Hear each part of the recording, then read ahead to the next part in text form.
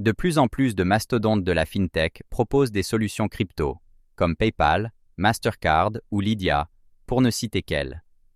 La crypto connaît un engouement important auprès des particuliers ainsi qu'auprès des sociétés françaises.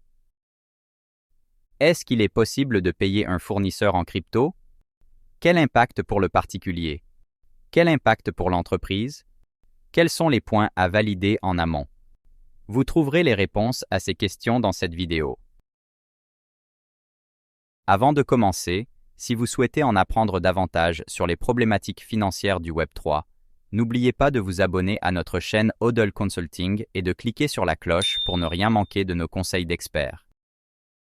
Est-ce qu'il est possible de payer un fournisseur en crypto?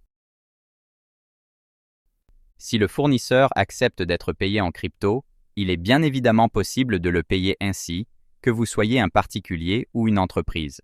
Cependant, les impacts ne sont pas les mêmes en fonction de votre statut. Quel impact pour le particulier? Tout d'abord, le particulier payant un bien ou un service en crypto engendre un fait générateur d'imposition soumis à la flat tax ou au régime progressif. Ainsi, il devra calculer sa plus ou moins value selon les règles habituelles. Quel impact pour l'entreprise? Côté entreprise, il y a plusieurs notions à maîtriser. En effet, il faut noter que toute transaction crypto-crypto ou crypto-fiat donne lieu à une comptabilisation mais aussi à une fiscalité. En effet, si vous avez acquis un ETH pour 1 000 € et qu'au moment du paiement de votre fournisseur, l'ETH vaut 2 000 €, le gain de change sera comptabilisé au résultat et donc soumis à un impôt sur les sociétés. Quels sont les points à valider en amont?